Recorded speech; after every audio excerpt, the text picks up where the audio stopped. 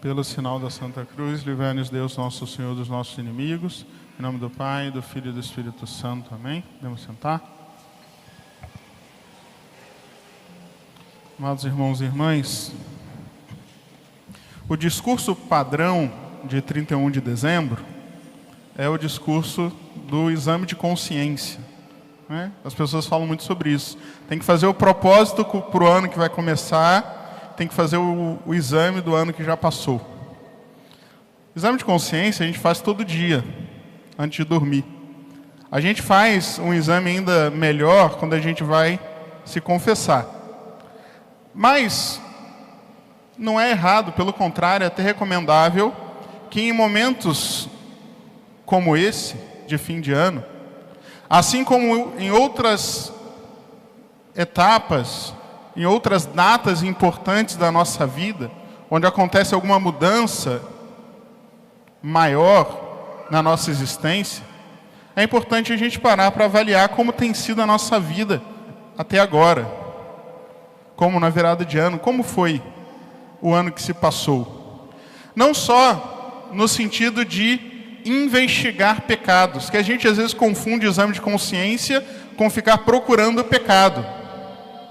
O exame de consciência é uma avaliação que engloba pontos positivos e negativos, onde a gente percebe o que a gente errou e o que a gente acertou, o que a gente precisa melhorar e onde a gente precisa perseverar naquilo que a gente já melhorou.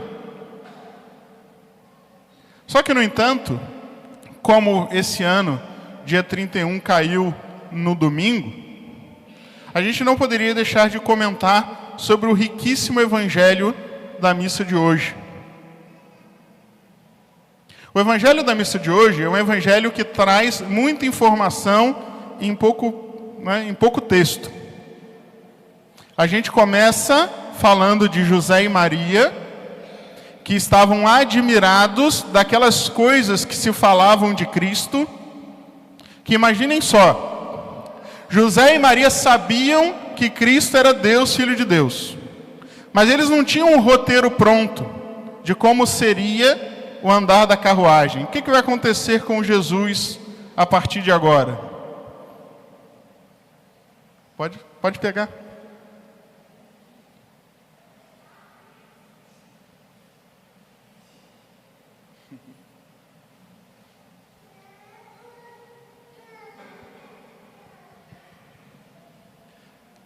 A Sagrada Família, eles não tinham escrito na mão deles como é que seria a infância de Cristo. O que ele vai fazer? Será que ele vai fazer milagre? Será que ele vai ser uma criança diferente das outras? Vai sair falando? Eles não tinham. Então, eles se admiravam das coisas. E tudo era muito diferente. E era estranho porque era um normal esquisito. Porque Jesus seguia mais ou menos o padrão de todas as crianças normais. Só que aconteciam umas coisas extraordinárias, porém simples. Ou seja, ele nasceu numa manjedoura, né? Não é todo dia que a criança nasce numa manjedoura. E do nada surgem uns pastores falando que viram uns anjos. Daqui a pouco vem uns reis lá de longe, sabe-se lá de onde. Então, São José e Nossa Senhora, eles ficavam admirados com aquilo tudo. E ficavam pensando, tentando entender. E logo no versículo seguinte, quase que numa quebra textual, São Lucas começa a falar de Simeão. Olha, tinha um senhor lá no templo chamado Simeão, ele era profeta. E Deus falou com ele que ele não morreria sem ver o Messias. E quando aquele homem vê Nosso Senhor, ele reconhece imediatamente que aquele menino era o Salvador. E ele começa a glorificar a Deus e falar a José e Maria. Falar palavras misteriosas, porque profetas falam palavras misteriosas. Então ele fala de queda e reerguimento. Ele fala de sinal de contradição. Ele fala de espada de dor. E como se não bastasse, surge ainda uma outra pessoa, Ana. E é curioso que São Lucas coloca até ali a família dela. Ana, filha de Fanuel, da tribo de Asser. E dá um resumo biográfico. Olha, ela casou, ficou 7 anos casada, o marido morreu, aí ela foi pro templo, ficou lá no templo, tem 84 anos de idade, ou seja, ela estava no templo já há décadas, com jejuns e orações. E ela também reconhece o Messias. A gente não sabe se ela reconhece por inspiração divina ou se foi porque Simeão falou, mas ela reconhece. E nisso que ela reconhece, ela começa a falar de Jesus para os outros. Então, o evangelho cheio de nuances, muito rico. E a gente podia, tentar fazer aqui uma mistura. Vamos tentar pensar um pouco no exame de consciência, que é importante fazer hoje, aliado a esses personagens do evangelho. Todo bom exame de consciência, ele se divide em 3 partes. Nossos deveres para com Deus, nossos deveres para com o próximo e nossos deveres para conosco mesmos. E todos os pecados e virtudes são englobados dentro dessas três caixas.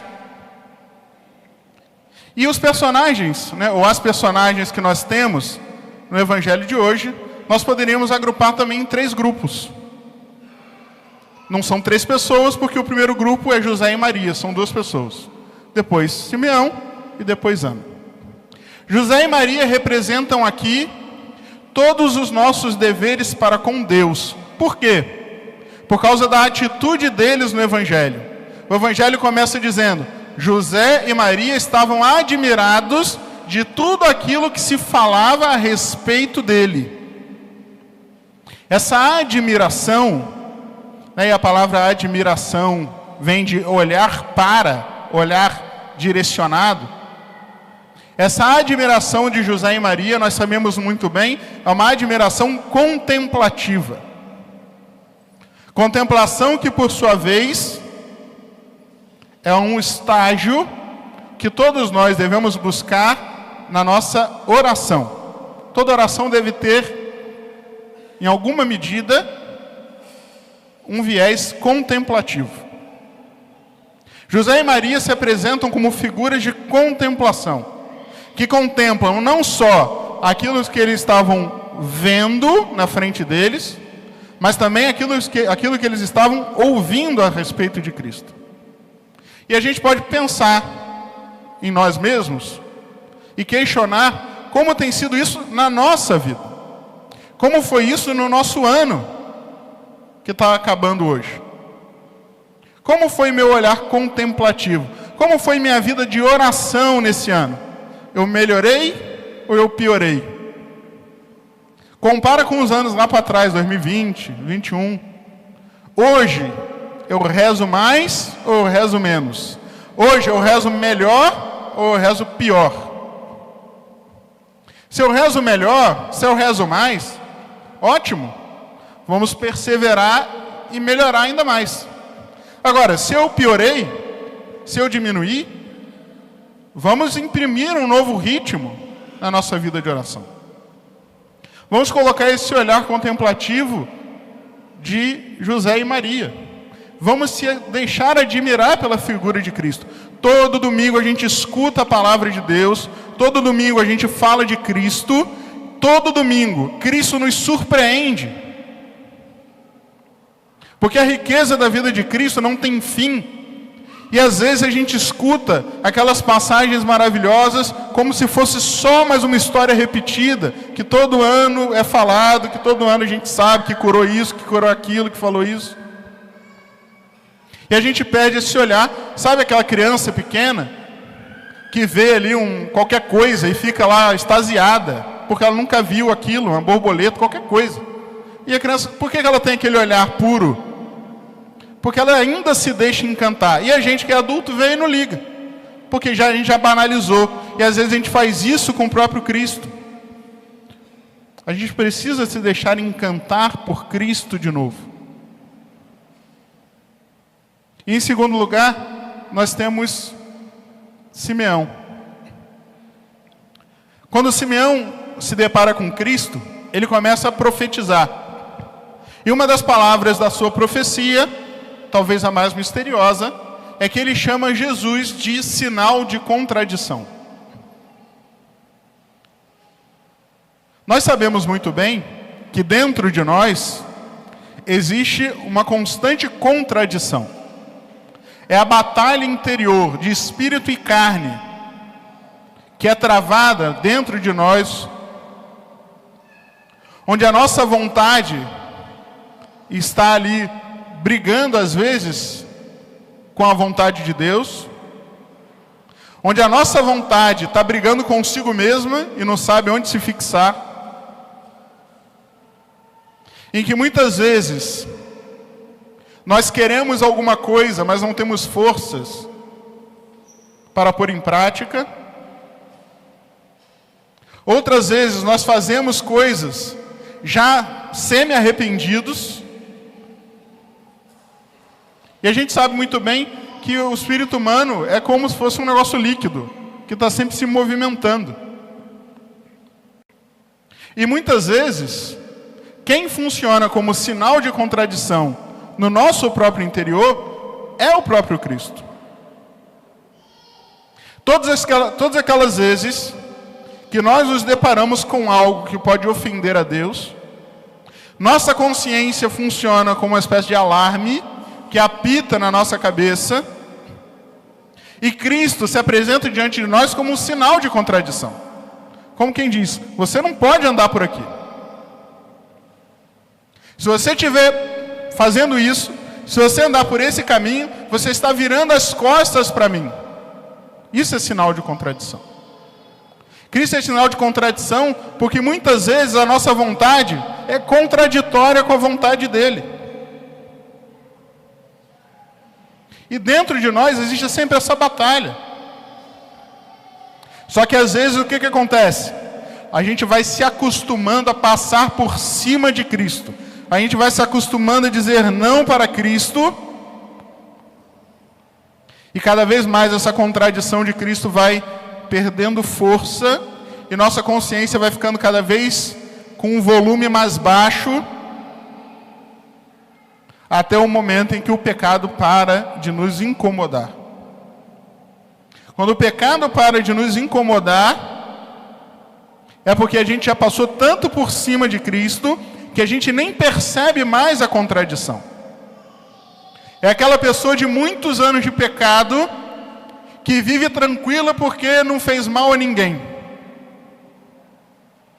É aquela pessoa que acha que se não matou e não roubou, está tudo tranquilo. Por quê? Porque ela perdeu aquela sensibilidade. A sensibilidade de perceber a contradição de Cristo. Ou seja, não tem mais embate dentro dela. É sempre no caminho da sua própria vontade. Sempre no caminho que o diabo aponta. E Simeão hoje nos indica, olha, quando você for fazer o seu exame de consciência, pense nisso. Pense em todas as vezes em que você se colocou em contradição com Cristo no seu interior. E para qual caminho você preferiu andar? Para qual caminho você preferiu dar a preferência? E é claro, para a gente finalizar, nós temos a figura de Ana. Ana tem uma característica muito interessante, peculiar, que combina bastante com sua natureza feminina, é que diante da maravilha da vinda de Cristo, quando ela se depara com o Salvador em sua frente, ela já é uma pessoa idosa. Imaginem, 84 anos naquele tempo. 84 anos naquele tempo é 120 de hoje. Ela se depara com Cristo, ela percebe que é o Salvador e ela não se contém. Ela sente um impulso interior, uma necessidade de falar com todo mundo que chegou o Salvador. E a gente pode dizer que ela faz um papel de apóstola antes do tempo. A partir do momento que ela reconhece aquele menino como o Messias esperado, ela não guarda para si essa graça. Ela não guarda para si essa mensagem. Ela não guarda para si essa boa notícia, esse evangelho. Ela transmite para os outros. E assim ela se torna modelo do nosso relacionamento com os outros, com as outras pessoas. E quando a gente faz o nosso exame, a gente pensa também: será que eu, durante esse ano, será que eu, na minha vida, também soube transmitir para os outros essa palavra de Deus, essa alegria do encontro com Cristo? Será que as pessoas, diante do meu comportamento e das minhas palavras, também tiveram acesso ao menino Jesus? Porque muitas vezes a gente funciona de barreira. Era para a gente mostrar a Cristo. Era para a gente ser transparente, como um vidro. Só que a gente está tão embaçado de pecado que não vê, ninguém vê mais nada. E a gente afasta as pessoas de Deus. E Ana não. Ana é aquela que mostra Cristo para os outros. E assim a gente pode pensar também: eu fui apostólico nesse ano? Será que tem alguém que se aproximou um pouquinho de Deus porque eu abri meu coração para a graça e servi, apesar de minhas misérias, como instrumento da providência na conversão e na salvação dessa pessoa? Será que eu fiz a minha parte de apostolado, a parte que me cabe, que não é pegar a caixa de som e pregar ali na frente, mas é transmitir como que por toque Cristo para todas aquelas pessoas que estão à minha volta todos os dias? É ser diferente ao ponto das pessoas quererem entender o que está por trás de uma vida melhor que a gente deveria levar. E assim, amados irmãos, essas pessoas do evangelho de hoje, que estão ali à volta de Cristo, servem para nós de modelo, de incentivo para esse nosso exame. Vamos pensar como eu fui com Deus, como foi minha oração, como eu fui comigo mesmo, como eu fui com a minha própria consciência, como eu fui com os meus irmãos. Para que eu dê graças, eu renda graças a Deus por tudo aquilo de melhor que foi nesse ano, comparado com o resto. Que eu peça perdão por tudo aquilo que não foi bom. E que eu termine o ano que vem com a consciência de que eu consegui melhorar bastante coisa. Vamos pedir hoje essa graça, por intercessão de todos esses santos que foram mencionados aqui: Nossa Senhora, São José, São Simeão e a Santa Profetisa Ana. Em nome do Pai, do Filho e do Espírito Santo. Amém.